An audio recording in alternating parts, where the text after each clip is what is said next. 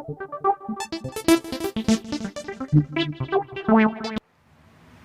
and welcome to my new channel, Leo's Ideas.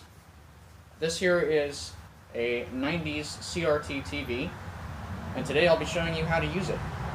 If you have one in your garage or if you find one at a store, just make sure to test them before you get them. So this here, I had to buy a universal remote for it because it didn't come with one when I bought it at the thrift store. And you see right here, there's a button that says Setup, and that button, you just hold it down, and then on the sheet of paper that comes with this remote, it'll have a code next to the name brand of the TV for this TV's Memorex. And you just type in the code while holding the button Setup, and then it should work at that point. So this here, these are the two video and audio cables, and the reason why most televisions that are made newer have the red, yellow, and white cables, the RCA VA cables. But if you see here, this TV only has the white audio and the yellow video cable, and just one cable port. So what you want to do for that is just plug in your yellow here to the yellow on top, and then the white to the bottom here. So since I had bought this universal remote, this remote allows you to switch the input on the TV. So I'm going to switch this TV to the input. Hold on, sometimes it doesn't work. There it goes. So this TV now, if you look at the top button on top, it said video, which means you can put in your DVD player. You can attach that to the back here. And this is very simple. This is just there's a yellow and a white cable here. Right here there's a white and red cable and a yellow cable here. And you want to use the yellow and the white. So you just connect the yellow here and the white here. And then, well, first you want to plug it in, of course, because you can't go without power. So I'm using my handy dandy power strip here for just turn it on here. Currently I have the television on mute because, well, they're loud when they're on regular. But it should work at this point. So if you see on the television here, it's ready for the disc to be loaded in.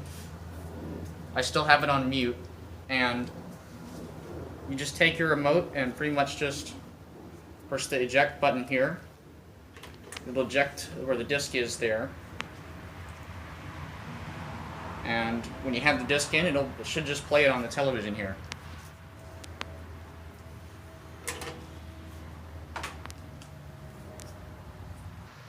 So for this next part, I want to show you how to use this as a digital converter box. And they're very inexpensive to get. You can get them online.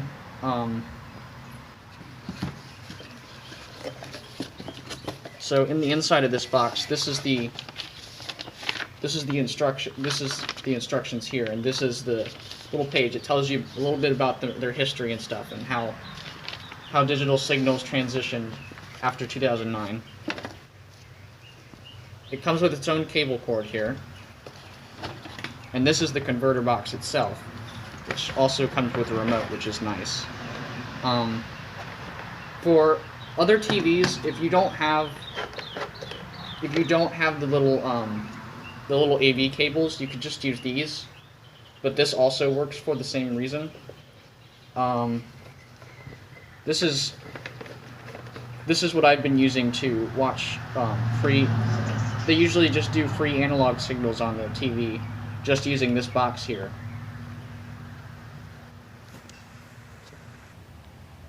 So the first thing you always want to do before you start with managing the digital converter box here is you always want to set your TV to channel 3 on the remote here. Just set it to channel 3. This remote sometimes doesn't work. It's a little slow. So you set it to channel 3 here, and then very simple antenna here. Just a little. I think that it's a Clear TV brand. You can just get it at your local Home Depot, Lowe's, or CVS. They may even sell it at Walgreens, but I got this specific one at Home Depot. This will help get some of the channels like ABC and sometimes they get My TV and stuff like that. It's very fun. It's a very fun topic to mess with this type of stuff. So this is the antenna input, and this is where you're going to screw in your antenna cable here, right in this area here. This is a bad angle for me to screw it in, but you pretty much get the gist of it. Those AV cables here, if you have these right here, what you can do is you can just connect those to the TV. This is the other cable cord that connects into the digital converter box here. And then you could just, sometimes they don't like to go in, but you just gotta put a little bit of force. Don't put a lot of force because you may destroy the electronic. And then over here, on this side of the television here, as you can see, there's another cable cord here. You just connect that in here. Also, if you look up here, it says the date right here, February 1999. I wasn't born then. So I'm just going to turn it on here using this remote. As you can see, the screen kind of flashed. There's a display on the screen right here on the top, and it tells you the number, and it tells you what channel it is. There's usually sound, but I have it turned down right now. On your remote, you can just go channel up, and it'll tell you. And then these are very simple. These in the instruction manual that comes with this, it'll tell you how to use this.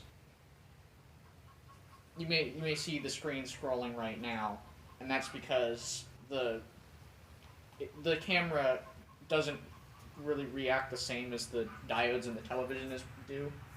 So that's why you're seeing the screen scroll a little bit and the color get darker.